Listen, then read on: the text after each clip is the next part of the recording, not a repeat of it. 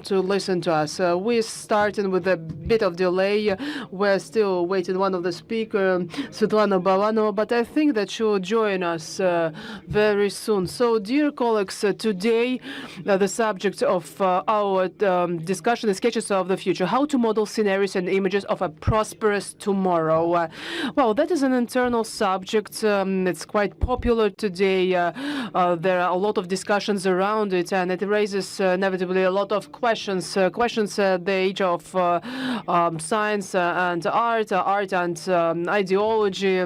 There are a lot of discussions around content creators, values, and interaction of new and old forms, as well as content, essence of old and new values. Is it possible to search for new narrative, persuasive, bright ones? What philological ideas could be the basis of new projects, and what kind of challenges we have from the point of view of cultural aspects and values? So a lot of questions. One of important questions is actually about the role of governments. We should answer the question whether or not the creative industry can go hand in hand together with the government. So my name is Konstantin Bogomolov, stage director and also head of the theater at Bronnaya. We have Alexander Zhuravsky, deputy head of the presidential administration of Russian Federation for public projects. Svetlana Balanova will join us soon. Mikhail Gordon Arena at the Moscow State Technical University, named after Bauman. Oh, he hasn't joined us yet. Albert Yefimov, Vice President Director of the Research Management and Innovations, Sberbank. Andrei Zolotaryov, scenario writer, producer, and stage director. Roberta Quale, a fantastic writer, a guest of our St. Petersburg Economic Forum. Let's welcome him. Evgeny Kuznetsov, General Director of Orbita Capital Partners. Sofia Mitrofanova, General Director of MTS Media. Alexey Firtsov, General Director of the company called Platform, Vice President of the Russian Association for Public Relations, and Vladimir Shevchenko, Dean of the National Research and Nuclear University, MIFI. So, science and art have and will always be close to each other. They get replenished with antagonism. Sometimes they work as a contradiction in terms. So it's like a we can see a synergy apparently of these two spheres, human beings. So today I'm talking about art and science as something that is very much interlinked between them. So of course, there is a ideological fight in the world, and well, the issue of ideas is as relevant as never before at micro level, at micro level, ideas that unite human civilization. So I'm gonna just deliver a short introductory speech. It's not quite by accident that today we go back to religious ideas and beliefs. Well, I think that this vivid development of science and arts, actually leave the people to a certain deadlock or impasse, and of course it gives birth to some new beliefs, values about these religious ideas, something that is based on gut feeling, on intuition, a special way that is followed by human beings, and of course it will be always identifying something special in our existence. So we have these ideas of traditional values and culture. They are coming back to us. On one hand, we are holders of those values. At the same time, we also can destroy them. We should think about the role of culture, the role of arts, and also our own role. So we can both attack traditional values and be a source of destruction. At the same time, we can reinforce those values. Also, we have the issue of artificial intelligence, dehumanization of science sciences could also trigger additional ideas and thoughts in this domain. It's the same time art is sometimes regarded as the last stage of defense when we are very close to some very concrete actions, and art that wants to use ideology and wants to take advantage of it to scientific benefits. So we shouldn't forget that against those rapid changes, just like never before, we really want to believe that that prosperous tomorrow will definitely be prosperous and not gloomy. Today we'll be talking about different concept of images created by our scientists, technologies that will affect the future, challenges that we might be exposed to by our civilization. What about creative industries? How will they impact our future and how it can impact our present times? So my first question goes to Alexander Zhuravsky. So designing future, apparently this is a very important state task, public task, and government pays a lot of attention to that. So could you please share your ideas on that matter? What kind of demand or request the government has for the formation of this image of the future? What instruments and programs are being used today? It could be used today for that purpose. And one additional question. So what do you think today? Future is ahead of us. Or while we creators, those who create content, we just go ahead of the future. Don't you think that we are lagging a little bit behind those requests coming from our existence and the present time? Thank you very much. Good afternoon. I hope that you can hear me. So, in fact, the future is already here, and we are living in the future, actually, from the point of view of those who were previously forming some scientific fantasy back then, science fiction. I'm actually subscribed to a lot of different channels, and when you read them, you can clearly see that technological developments is quite similar to the thesis provided by Lewis Carroll, who said that we need to run twice as faster in order to make it to a certain destination, or at least faster than others, and not stay in the same place. So the future is already there, and actually it's about counteraction of two value-based models. The first one based on traditional values, and we are people of traditional values. We are there, and actually BRICS and others stick to those traditional values. Those who actually join in BRICS right now, and actually it impacts content. If we look at different sitcoms, or for example real films or content that sprawls around in the countries with traditional values, we can see something in common. And of course transhumanism or the so-called techno-humanism, different concepts are used to describe that. That cancel out traditional value based on the fact that they counteract or hamper technological developments, and they hamper certain scientific decisions, and they prevent them from being integrated into our lives in reality, where they actually violate some biotic agreements between countries, between people, between nations. And of course, so the picture of that prosperous tomorrow is also important for governments, for any human being living nowadays, and for everyone who is stressed. We can see what's happening right now in the world. It's stress is there. It's like background stress. So Mr. Fedorov is sitting there. It is actually backed up by some sociological indicators. They are measurable. They can be fixed, and this certain uncertainty, it actually growing a little bit in size. And that is why we need to think about those images of our future. They should form a proper, solid perception of the future. And also we, in this context, should invest in those projects that actually create that picture of positive tomorrow. That could be negative if we pay no attention to that. And as for the future that already happened and future that will happen sometime later, it is important for both. There could be different scenarios, but as for the scenario of our future, it's about participation today in that future. Yes, scenarios have already been written, and it means that present time already forms the future.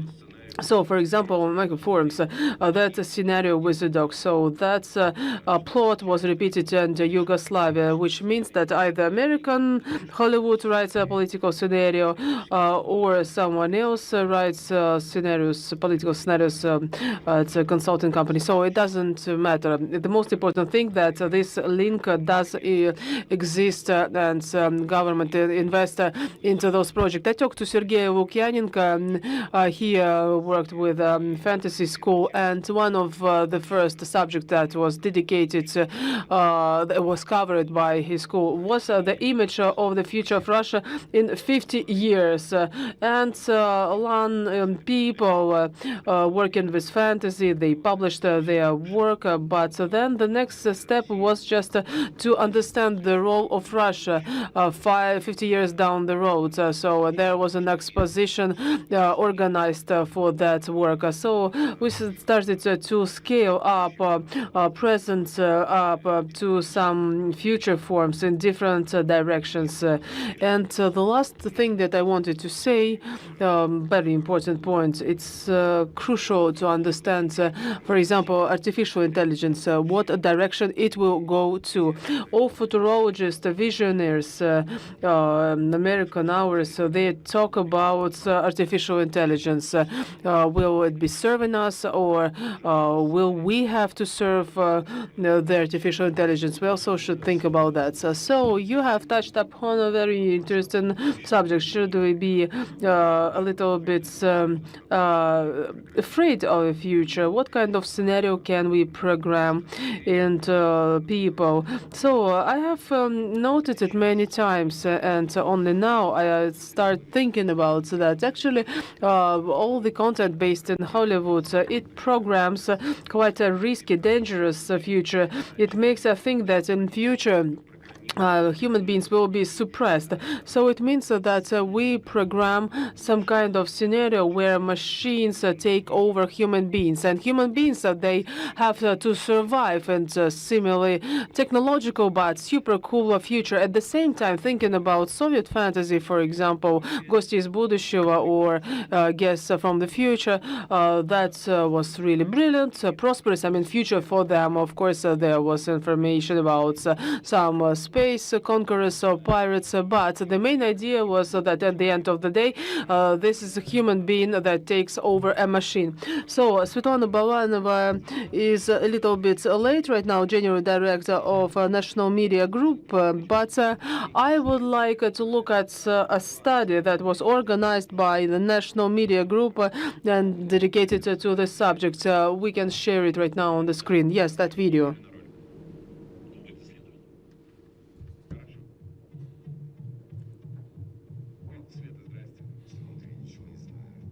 Andrei, don't know. So you have a script. So film about the future. I would like to know what it will look like. I can help you with that. Want to be one of my co-author? Okay. So it's not like with social content. I was trained, I was taught, and now I can do that. Okay, once you're here, help me. I need some kind of rebel. Machine rebels. What about machines and what they can do? So actually they need something like of a virus. For example, there is a group of robots, but then artificial intelligence is used to take over those robots. And now we all slaves of the artificial intelligence. Then we step into a new era. No, according to a new study, 64% sure that technologies will be helping human beings rather than taking over over human beings, and we want to see such scenarios in films, books, etc. People want to have a picture about a positive future. For example, some fluffy crypto money, for example, cats, robots, etc., teleports, flying cars. Actually, according to a study, 79% of youngsters believe that in the near future we're going to have 3D printers for drugs and certain drugs to fight against incurable diseases, etc. But so there should be human beings in the center of this thing. They will be smarter and more adaptive. Probably there will be some issues with physical health, but still we should take care of human beings. And take them for some tennis classes, and I also would like to go there. But I guess that there should be a certain point, something should definitely go wrong. Yeah, there are always risks. 40% are scared that there would be ecological catastrophe and they will lose control over the AI. So we should now understand what moves our main hero. So 70% think that that is the medicine development. AI could save people's life. I think we are creating a good plot for future thanks to your statistics. I have already imagined the picture. So what future do you see? So I will allow myself to pass floor to Alexey Firsov, Director General for the CSK platform, so that he would tell us about the research conducted. Yeah. So the very idea of the project that we have been doing with the media group is to make the synthesis of the expert community, creative class, and to combine all that into one and only logic, into one vision that could be here in this country. I will show you some of the slides. I don't show the whole picture. So I think that here are present the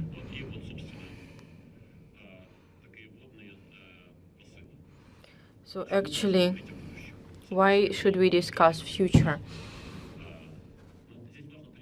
We should understand that future, that is the screen that allows us to show our future, the things why we get scared, what are our hopes and dreams. And that is kind of our vision of ourselves. We understand each other, we understand ourselves by our vision of future. Scenarios might be different still. We want to see the future as it is today. So yes, surely that is the representation of the collective dream that might unify people, and that is the vision of future. So there is a certain limited set of countries who can project their future, and Russia is one of them. The more positive people are about the future, the more positive they are about the reality management. So the more passive people are, the more they consider that that is the flow of events bringing them further. They might be pessimistic about future. The key question that becomes the quick question from Shakespeare is like, how do we keep the connection of the times, of the eras together? So what is the key question here? I guess that is saving the human being. It's not like in sci-fi of previous eras. It's not like the way we do get into the space. So today we run the question is whether the anthropological aspects of a human being would rest the same. Technologies always influence future, but here I would say that we do influence people as kind of a species. So considering the AI, I would like to say that that is also the interesting question of the genetic sequencing, the DNA sequencing, and that arises the questions of ethics. What people would love to import into the future? What would they like to save? What would they like to say no to? So, you know, There are basic social structures, like family in its traditional understanding, that's like food would also be there. So like Tengiz wrote, that is the death of the family, death of the state. I would say that that is the very idea to recognize yourself in that prospect.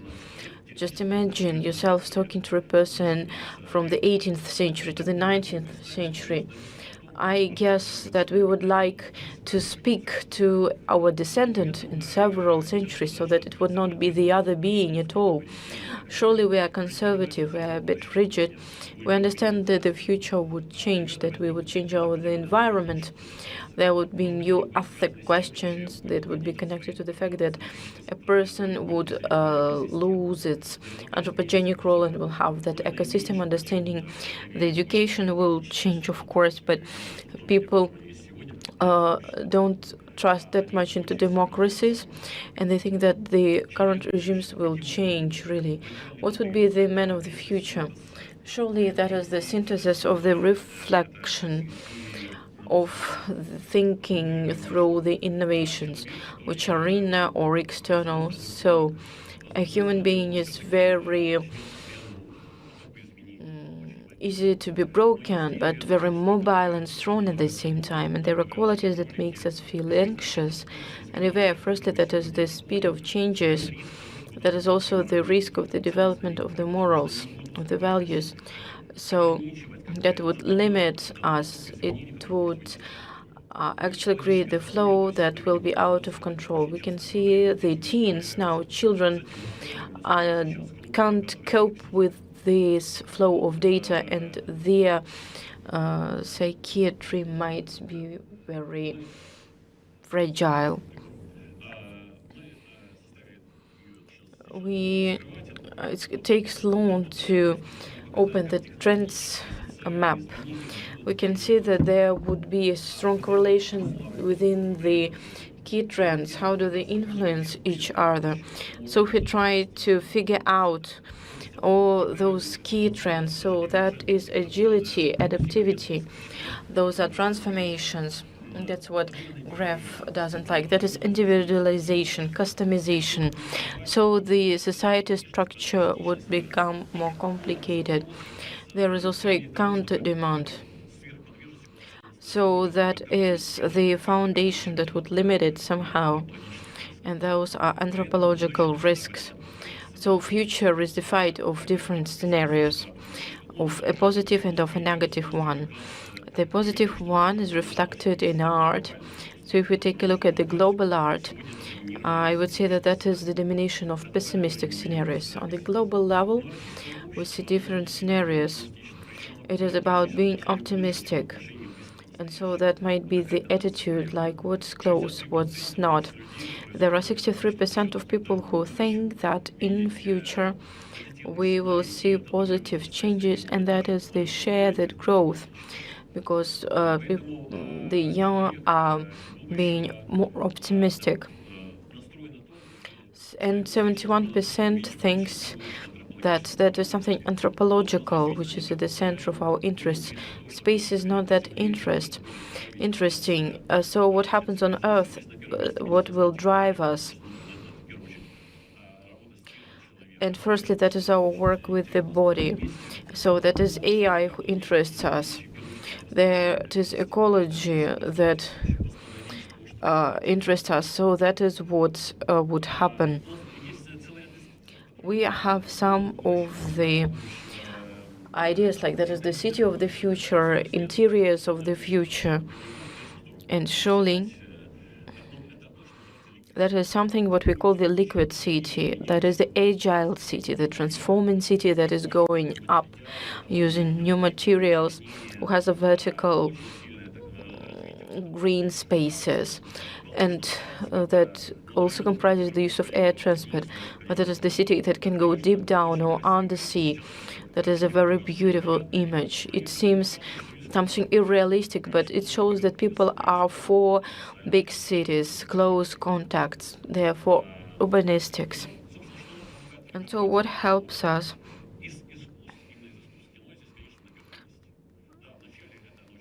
Yes, so cinema.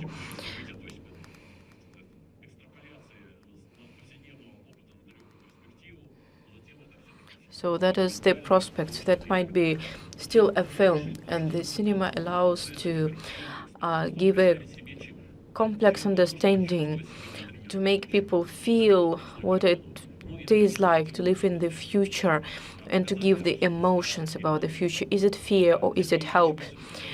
Here is an important role of literature, and I would say that literature and cinema make two parts of one unified substance.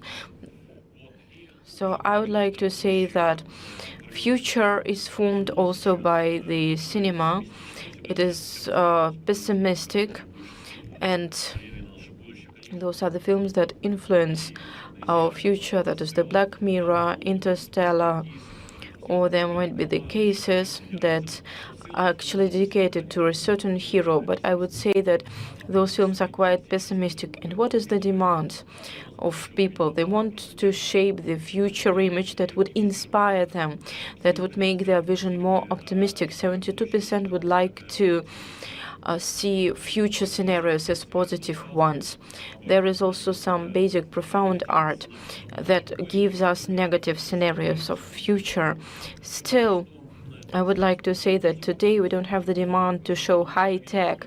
We want to see a human, which is much cheaper for cinema than to create very sophisticated images of the future.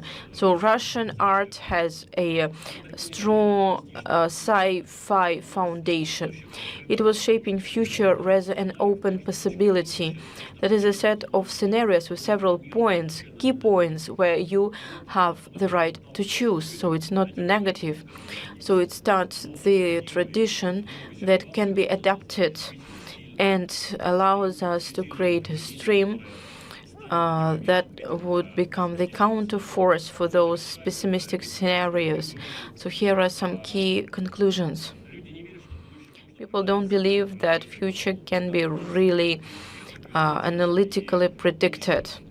We may say that art doesn't want to be verified. It is something that creates aesthetics and can go forward. So the Russian society is optimistic. People of the future are not just a part of the AI. A person, a human being, has the choice, has the mind, and so we have a demand from the population so that the cinema would find the answers that would reinforce us. Yeah, thank you. I want to get back to our session, actually. Svetlana Balanova has joined us. I suppose that that is the Russian media group, national media group, who wanted to make such a research. So where did the demand come from? The request, I mean. So the national media group plays a role for the creation of ideology of future and the values of future. So the thing is, how should we answer to the requests? And those are also ratings, as far as the spectators want to see something amusing and not just something corresponding to some norms or necessities. And still there is also the demand that of the government that shapes civilization and that wants to perform so that we would raise a certain point of view. Good afternoon. Yes, really. I think that taking care of our future, that's part of the mission of the National Media Group. And I think that media should not just inform and entertain, but also become a part of the creation of the value map of our society. And I would like to say that when we filmed 100 years ago, and that was Andrei Zolotaryov, who was the screenwriter, we understood that there is a huge demand for some positive images of the future, so that sci-fi is getting even more popular. So while taking back at our heritage, at our legacy, I understood that we need to understand what are the trends, what are the interests of our community, as far as it allows us to make answers, to give answers to what a spectator wants to see. We also understood that there is a necessity to create dreams, to form dreams. And you can be based on fear, or you can take hope as your foundation. I guess that all great discoveries, inventions, disruptions, everything great happened not because people were scared, but because people were dreaming. And I think that we have such a goal to participate in the creation of the dream, to describe that dream, to shape the dream that would allow us to be more efficient, to create all together, to fight, to live. And that's important, what Alexei said, that Russia is one of the countries. There are very few countries that know how to work with nuclear and who have their own messengers, who have their own technologies. So shaping future is something about being unique, and that's what's unique about Russia. From this point of view, we understood there was a need for a dialogue between scientists, society, and creative personnel staff. And now we are announcing an open futurological laboratory that will become an open platform for this dialogue between scientists, society, and creative staff. And this study is the first step in the work of this laboratory. I think we will be able to imagine much more than that in form of a result of this laboratory. So it was interesting for us to work with a platform in this study. We got a lot of insights. Our creative staff and creative staff of the whole country will be able to use that in order to create beautiful films, write beautiful books, and some creative projects. Thank you very much. If you don't mind, I have a short question for you. We are really quite short of time. So don't you think that so far, to quite an extent, we are in the forward of Hollywood filmmaking industry? So the study told us a lot, not about technologies, but about the study around human beings. So it basically studied people, human beings. So Soviet science fiction was really unique. I would say that deep inside of this study of the human being nature, for example, Strugatsky or whatever. So actually, this study of the nature was it quite resonated with such writers as Dostoevsky, Tolstoy. So people were thoroughly studied our conscious, our future. But right now, we just when we look at the picture, we see this beautiful picture where everything flies in the air, how we can use a teleport and to travel in time. Everything is nice in terms of technologies. Plus, we have a standard set by the Hollywoods and this conflict, machine versus human being. But as for really profound study and examination of the nature, spiritual nature of human beings is not there. So don't you think that we use this design, technological things, innovations, etc., to make this a picture that everything will be green, filled with technologies? Don't you think that we use it as substitution, or it's a little bit cancel out the deep depth of our study and conversation? There is a good answer to that in our study. Really, if you dig deeper into the details, then you will see there are a lot of questions around the future, especially if we talk about this ethic and moral things, and also what kind of values we are gonna bear in the future. So one of the slides that we have says that the hero of the future, human being of the future, these are the so-called people at the frontier who dare to fight, go ahead, to fight for the future, for a brighter future, and such a person defines defends, protects other people, and it gives us a lot of thoughts. You know, today there is a big gap. I agree, even though that social science fiction, well, it is quite available. There is a lot of that, but we're still a little bit behind. Anti-utopia as social science fictions, I think, prevails in the global creative industry, and our task, and also in social science fiction, is to find those new forms and new images that will be there as a source of inspiration. And we, as a Russian society, we think we are much more optimistic about our future than, for example, the global audience. And of course, we need to create those images.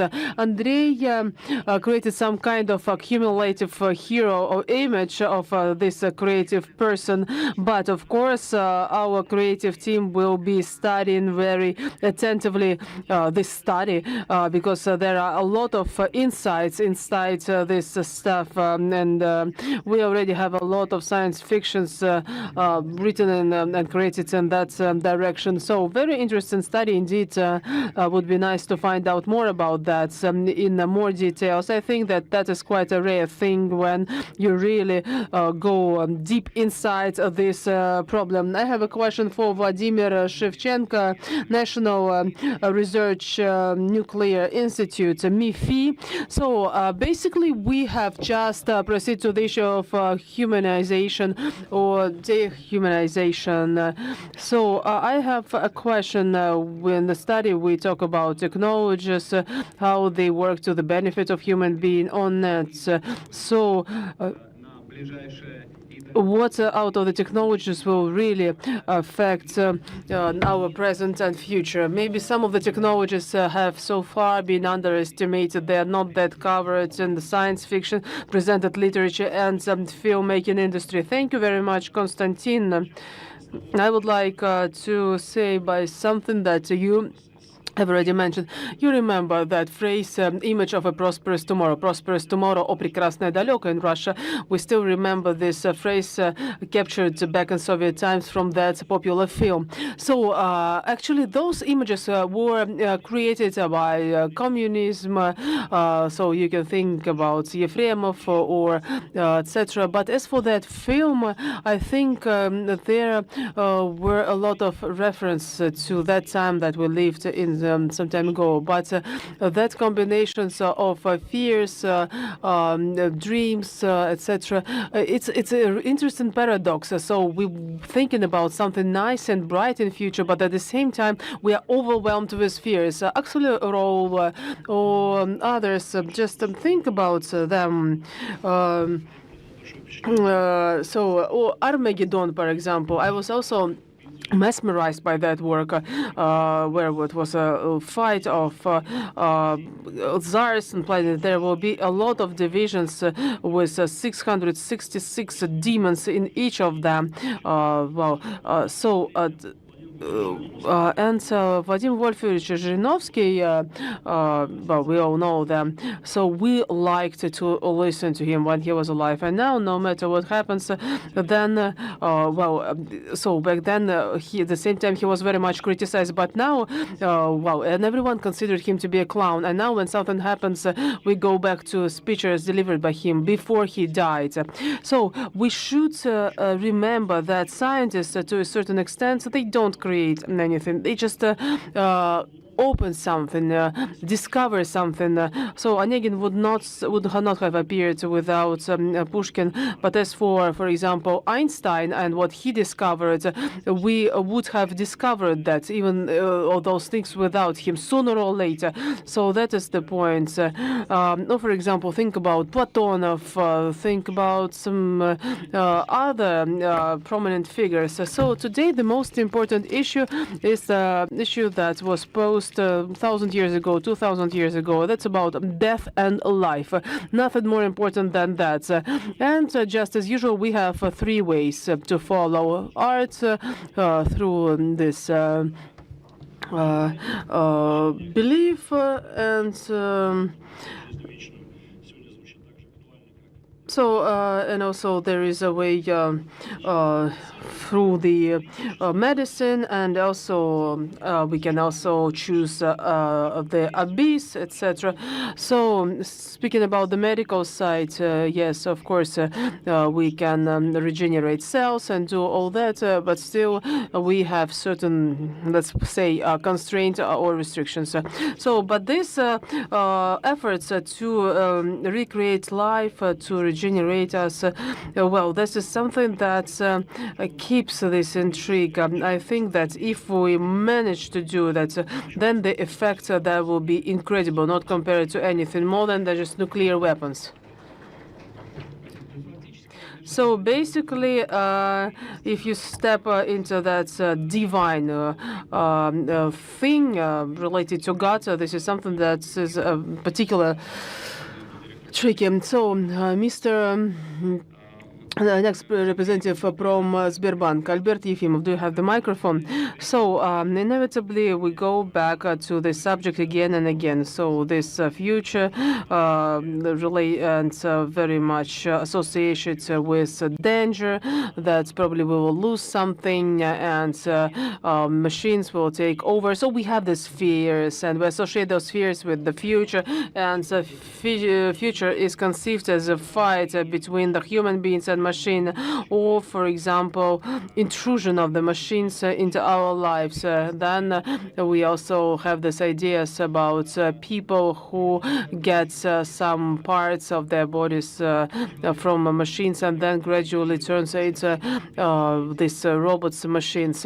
So why do we have such ideas and fears? Is it something, is it a transformation, and we will more or less become machines, etc.? My second question, so we start to live in a high-intensity digital space, digital worlds, and is there a danger that real world and digital world will be blurred? So where is the age between all of them? Is it good or bad? So when if we get invaded by the digital world steadily, and if a world of that kind is formed in our head, will it be dangerous for us? Thank you very much for the question.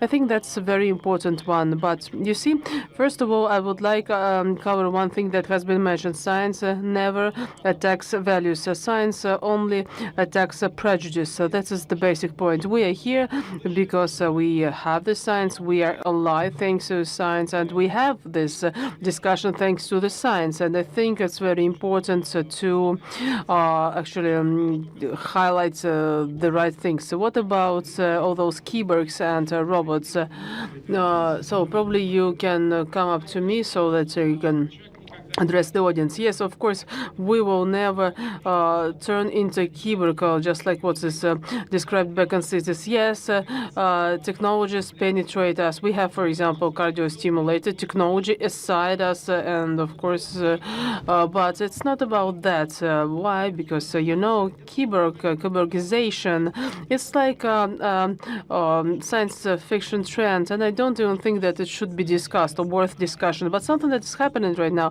is related to artificial intelligence, or, for example, generative artificial intelligence. To be more specific, a GigaChat developed by Sberbank. It's a special exoskeleton, so you know what it is, yes? So it's a special thing that is attached to human beings. Can you imagine that it is attached to our imagination? Well, and when we can make a bigger step forward thanks to generative models, thanks to artificial intelligence in general, we are actually on the beginning of this route. We can now hardly imagine all the opportunities that can open up for human beings. So when we say imagination, I think that we haven't yet pronounced this word in the framework of the discussion, but something that technologies give us for our imagination, that is critical, and penetration into the body of human beings. Paralink, Synaptica, another other companies. They allow people to recover or restore their functions. I know these companies will appear in Russia and work is in progress, but it will not be limited to that. Big language models, then the next generation of artificial intelligence field and replenished with quantum computers. It will be replenishing our existence. We do not give our everything to the machines, but they are helping us to expand our opportunities. We can get to know environment, nature better. Or, for example, when we have this issue with making a difference between the digital world and the real world. I'm not a physicist by profession, but John Archibald Wheeler, a physicist, 50 years ago, he put forward a very important hypothesis, saying that what if figures was just in the core of our existence, not like, for example, Einstein, E is equal to mc square. So it was not my opinion. It was a renounced American physicist, space explorer. So, and I should say that we have a real world and physical world, and the level of subatoms, they are very much interlinked. This inability to make a technological difference between the two worlds, to a certain extent, it's not invaluable, and it's not conceivable. So, but what should we do in the world when machines create this kind of phenomena? And virtual reality is very simple to digital reality. 10 years ago, it was quite reasonable to say that the picture that is demonstrated to us in form of video, we can say that probably that is virtual, it does not exist. So now we can see fakes, and sometimes we can't even say that people are asking questions to each other.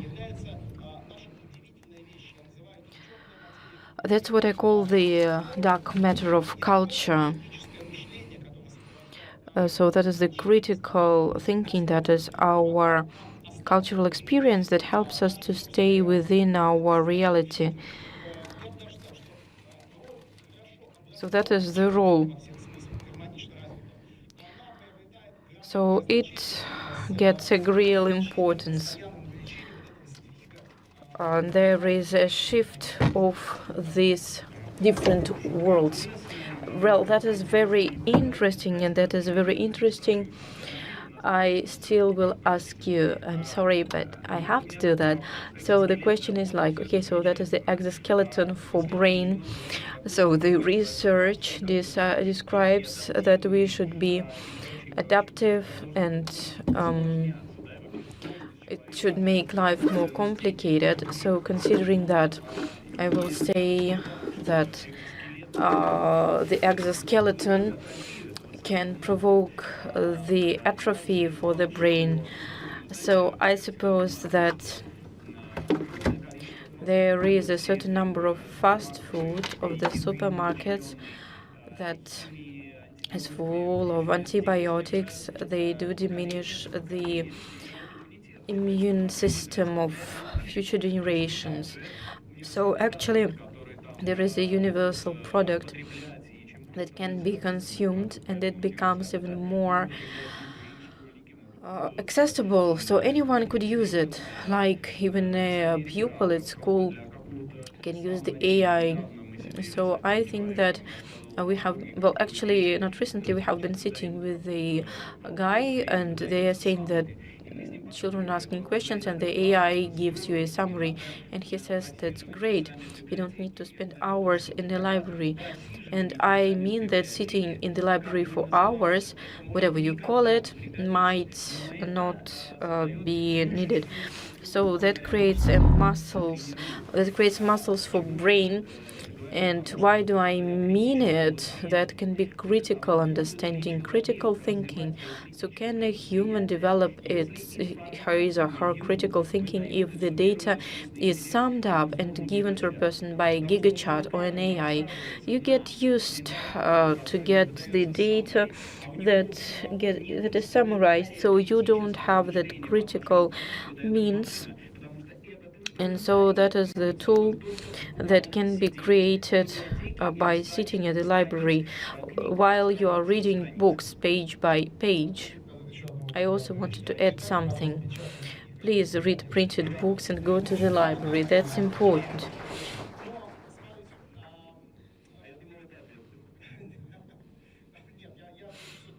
So I will answer you to the relevant question. So considering the current system, that's what's going to happen. People will change fast food, which is intellectual, so they will not consume rightly. So considering the qualification, the testing, I think the starting from it, that would reshape the whole model. I think that people in future will learn how to think, how to imagine with it without using it as a tool. So I think that sometimes AI has hallucinations, and that's what happens to cars. As far as you always look at the mirrors, it's only a human who can look forward as far as we have the will. And so that prosperous tomorrow is something that is calling for us. So the critical thinking and the recreation, the full recreation of the training system is like, I hope, I'm not sure, but I hope that we will keep that possibility to stay ourselves. You are dangerous people, you know. Thank you. Yes, sure, people.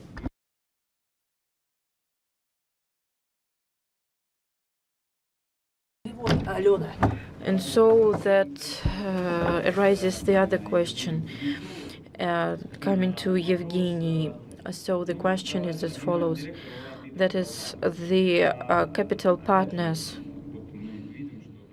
Group director. So we see that the young are very positive, and people want to think positive. They want to see a good vision of future. And so I am a living example.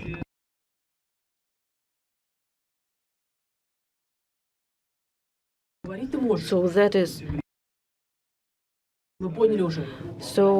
is kind of the defense that we create. So we try to make a step back, saying, please don't go that quickly. So considering that, whether it's good, whether it's bad, I think that why is it happening? Are there any real reasons? So considering it like a preamble, what are we doing? While working with the future, during the last 15 years, I have been working as a venture investor. So those are people who do stakes. We are using the Rosatom shares for the technologies and for the industries that just exist. So for us, the map of the future is not something abstract, that is something we feel responsible for. So futurology I'm trying to work with, it's not just a discussion, that is mathematics, that is something very strict.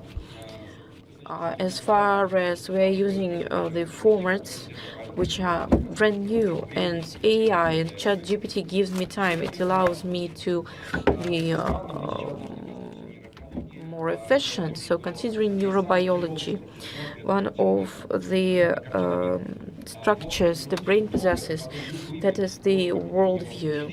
So you create it and then you protect it. Any attempt to change the worldview is considered by the brain as a goal, and the brain is lazy. So actually any news that breaks the world view is actually destroyed by your mind, and that thing grows stronger with the age.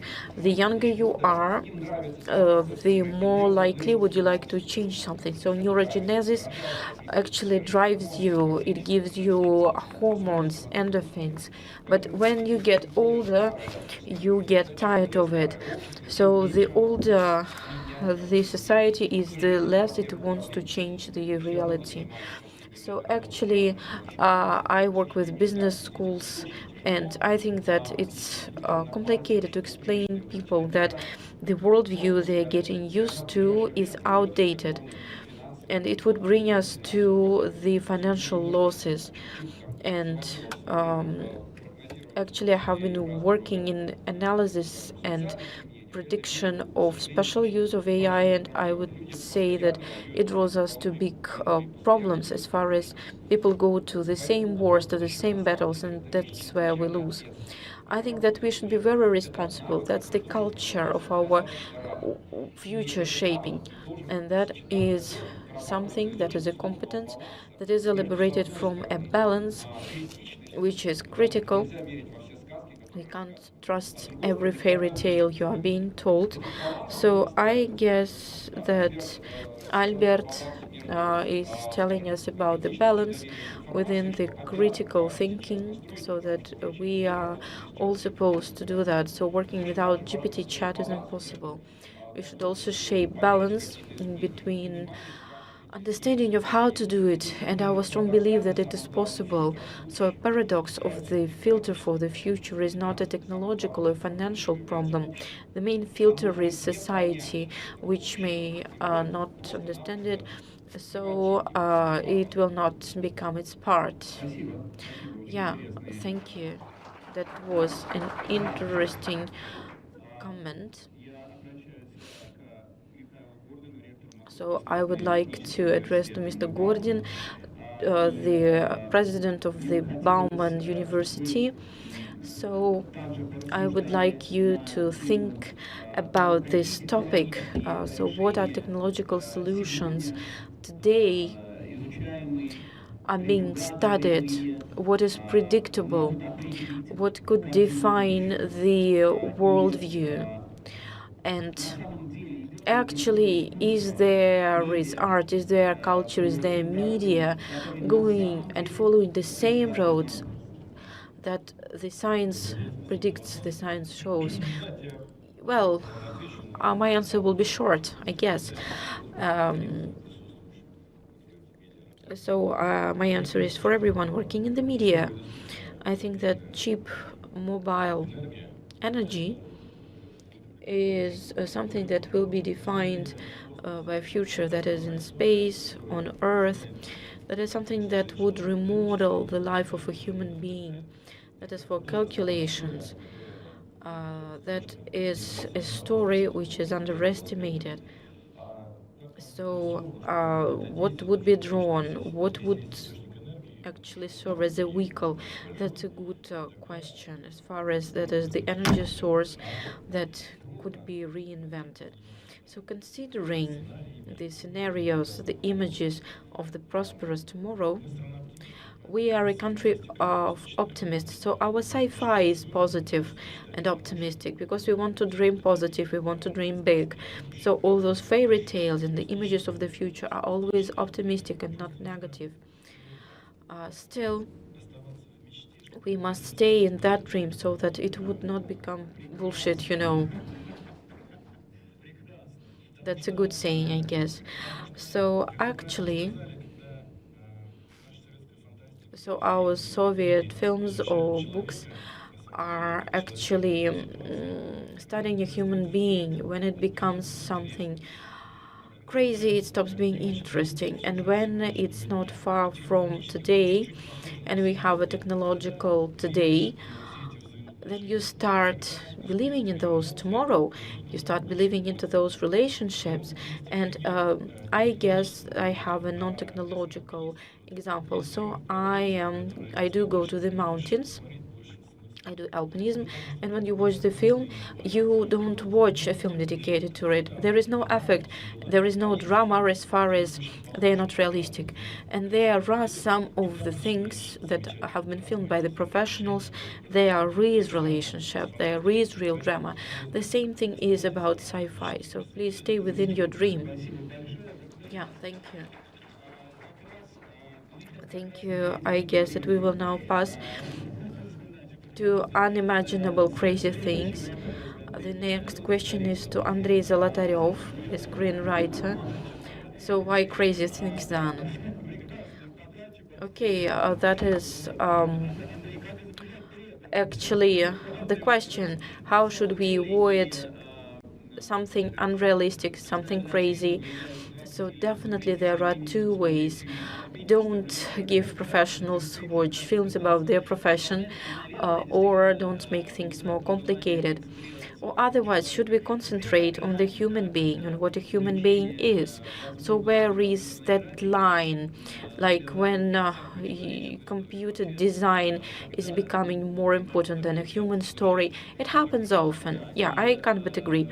Still, what are the challenges for the authors, for the screenwriters? We are a literature-centered country. Everything starts with a word. So yeah, it hasn't been proven, but it is as it is. We are at an avant-garde of this war against bullshit, but sometimes we are losing. Yes, I would like to say that a screenwriter should never show the films on about mountains to those who go into the mountains. We can't win there. It's impossible. But still, films should be trustworthy enough. There should be certain logic in there, so that people would believe in what's happening there. Because when you are saying it is crazy, it is about no logic. And that is the violation of logic. It is minimized, but we can't get rid of it, so it's not reality. And I think that we can't make you forget that you are sitting in the cinema, that you are plunging into it, and you make those relationships very trustworthy. We want to show you the whole world, and sometimes we want to show it technically, so there is no other recipe but to study it. We're trying to tell the stories which are not just about small stories. We study all the stories, even stories in between relationships, men and women, so that it would still be logical, so that it would be good enough. So when we are discussing films about future, I would say researches are getting more numerous. They multiply as far as the authors who have been working 50 years ago, 30 years ago, 100 years ago. Well, I'd say they had a better foundation, not because they read more, but as far as the very science was stronger. Our future is quicker than ours, and in certain fields, I guess the fields that scare us the most, science is kind of magic. This kind things, we are not like science fiction writers. We are just more focused on future. It's not that easy to maintain this kind of fight. So a lot of Western science fiction writers in Hollywood, for example, there is a lot of low quality and high quality science fiction. So, for example, Nolan works in the sphere of arts, not like futurology. So it turns out that you can build not just technological future, but also philosophical future. And what about expectations? Are there any expectations from our creators for this type of content? I think that back in Soviet times, they also trying to build a philosophic future, but not just a future at the level like, something like let's fantasize a little bit about forthcoming technologies. No, the idea was to look into the philosophic future of the human civilization. Exactly. And that was a request came from the audience. I think that we are quite tired of irony, post-irony, etc. We want more sincerity. We want to understand the original meaning behind those stories. And of course, every time that we actually want to see like a science fiction film, then we expect Nolan, of course.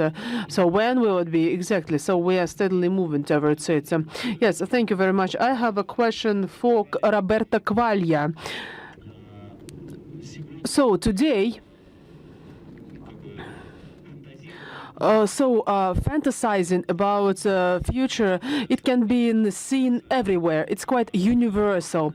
And Western science fiction, Russian science fiction, they have big traditions, literature traditions, film traditions. So from your perspective, is there a difference between approaches taken by the Russian science fiction and Western European science fiction? fiction or international science fictions, both in literature and filmmaking industry? Or do you have any comments regarding the discussion that we had? Would be nice to hear that. Thank you very much. I'm very happy to be here, actually, to this discussion, especially because it's very important. In my just a moment, I have the okay. It's very important, and I'm also very happy that the theme is actually how to envision a prosperous tomorrow. So actually, how also the media and the film industry and the writers could actually work towards this purpose. Because in the West, actually the part of the world I'm coming from, I witness an opposite trend. So tendentially now we see a depiction of a tragic future, of a catastrophic future, a dystopic future, actually, increasingly, and of course this is likely to become a self-fulfilling prophecy. So I'm very happy that in this part of the world there is a positive approach on that. On the other side, the content, which actually I approve ideally, is not sufficient in my personal view, and actually it's the least important thing in the process of creating, let's say, the future you want, because basically what really matters is actually a sort of range of techniques of, let's say, Weltanschauung engineering, so an engineering of a vision of the world, which are not a matter of content, but a matter of meta-communication, a matter of embedding of symbols in the artistic works, in the books, but especially in the media, because we know that an image is worth 1,000 words, and a film is millions of images, So we're speaking about now an industry of audiovisual products, which actually, unfortunately, as a writer, I say, unfortunately, eclipses the effect of books, in shaping a modern society. Actually, to create a standard of reality, let's say the visual communication now it's 99.999%. So in this case, even though I'm a science fiction writer, or perhaps especially because I'm a science fiction writer, I've analyzed the techniques of forging a reality that, for example, Hollywood has been using in the past decades, embedding its products, its films, with a lot of, let's say, tools of, let's say, we could call it manipulation. It can be positive manipulation or negative manipulation. This is a subjective judgment, but technically it's manipulation. So how to basically impose a vision of the world. And I wrote actually a book on that. In this way, actually, if you make let's say a careful planning with you need screenwriters, but you need also psychologists, sociologists, expert in mass psychology that actually have the tools, the technical tools, the cognitive science tools to actually shape a zeitgeist, a vision of the world, And Hollywood has been very, very efficient in that. And as it refers at the beginning of this conversation, when I heard about, the collaboration between state and media, it's well known, actually, even if they don't speak so much about that. Hollywood, for example, has created a strategic partnership with, the powerful elites in the U.S. already in the 50s, and this kind of strategic partnership is still enduring. So basically, this is a kind of technical requirement, actually, that I think personally it's necessary in order to have a really strong impact, and especially to also create the necessary decolonization, mental decolonization, because when we speak about decolonization from certain stereotypes or influences from the West, the mental decolonization, in my point of view, is the most important one. So to get out of stereotypes and cliches and basically states of reality, which basically we are all embedded in. I mean, the whole Western world and all Europe and most of the world is partially affected by that. Actually, I called in my book this kind of influence of Hollywood on our perception of reality. I call it Hollywoodism, and ism is just this is also in the title of my book, because it's basically an ideology, but actually it's an invisible ideology, and invisible ideologies are the more effective. So now, to counter an invisible ideology and create your own future, which is independent from, let's say, a future which is manufactured somewhere else. Basically, you have to create your own ideology, but the content is clear. We know it. We approve it, but the technical approach in order to push this content, deep inside, the minds, of the people, to win the hearts of the minds, to use an American slogan, of the people. This is something that I think has to be really developed in any country that actually aims to that, because at this point, for the moment, I call, the kind of masters of dreams, Hollywood are still the state of the art in the field. One more question, one more point. I will make one only example of a film. The Wandering Earth of the Chinese. It's a science fiction film, which, without getting into the content, it's very efficient in manufacturing a different view on many sociological points, I mean, just okay. This sentence didn't finish, but you get the point. Thank you. Да, важную тему вы. Yes, you actually raised a very important subject. So, future, is it something we are fantasizing about, or something that we are really building right now? So we conceive it, we promote it as some kind of a model that should be built by the society. I have a question for Sofia Mitrofanova. So, of course, you are just like other media managers, producers, leaders of media groups. You are directly involved in the building of or generating this contract that forecast, models future, works with future. So, please share what you think about that. Share your experience, please. Yes, I will try to be brief as possible. Then a few words about myself. So, speaking about future, indeed, we are creating it every single day, and today we heard quite a few times that future has already started. So we understand that every single action, especially in the media, we have a bit more than freedom that, for example, take some kind of delusion and then use it as an instrument. So it's sometimes difficult to make a difference between those delicate things. Speaking about professionals looking at content and it doesn't seem truthful to them, doctors don't like to watch sitcoms about doctors, policemen don't like to watch sitcoms about doctors, etc. So it's normal. It's normal, and this kind of bullshit, let's put it this way, it should be there. Sometimes we have to make it, but we should take a look at what we really have. We have different gadgets that allow us to look into the future just to see what it looks like. For example, VR reality.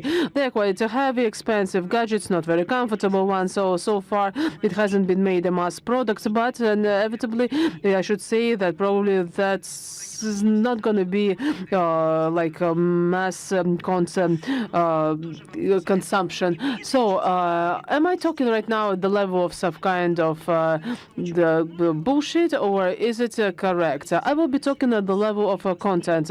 So, there are different films at sitcoms. Sitcoms, for example, they are in great demand, and Mediascope shared some figures saying that 28% of our population consume content, different types of content, so they watch this kind of short films, this sitcoms.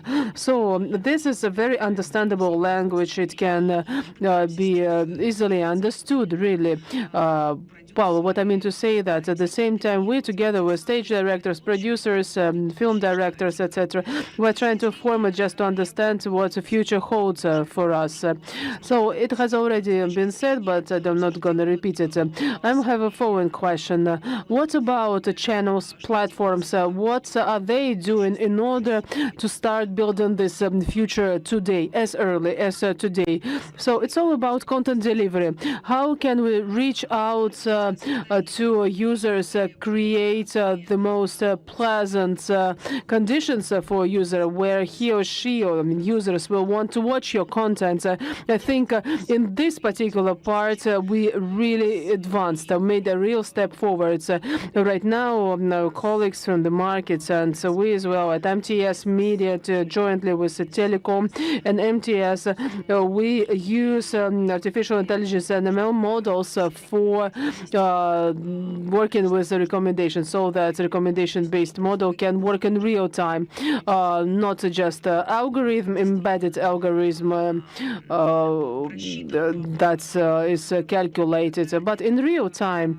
In real time, it means, though, and in future it will be possible when, for example, I start watching some series and I don't want to watch it, but then this recommendation engine or machine should quickly understand what to do. So it shouldn't let me off the hook, but then it still should make me go back to it later on. So right now it does not exist out of the existing mechanism or system that we have, but we are already creating them. So if now you don't contribute your efforts into that, if you don't fantasize and don't tell our specialists which have a higher IQ.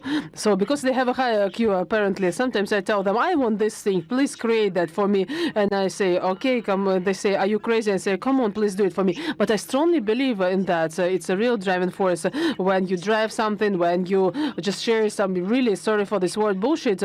So I ask them, and so they do it. That's exactly what we are doing already today. The same apply to generative videos. Sometimes we say that we're going to add fingers, they won't be able to embrace each other, etc. I mean, people of the future. But at the same time, we should be able to kind of predict, looking into the future.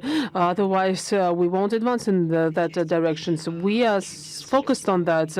Of course, we work with different heroes in generative video with 6 fingers, etc. And we get really happy when we succeed. So that's it that I wanted to say about future. At the same time, I should say that together with colleagues from REN TV, we now have a first sitcom that is called Rezervato, Reservation. That's the first our experience of a futurist nature. That is like we decided to take romance to the silver screen. So it's also about the future based on a particular drama as the basis of the film. Thank you. Our time is up. So I am not going to ask the final question. I just want to thank these speakers. So let's applause to everyone again. So that was a very interesting discussion. But surely we didn't discuss even 1%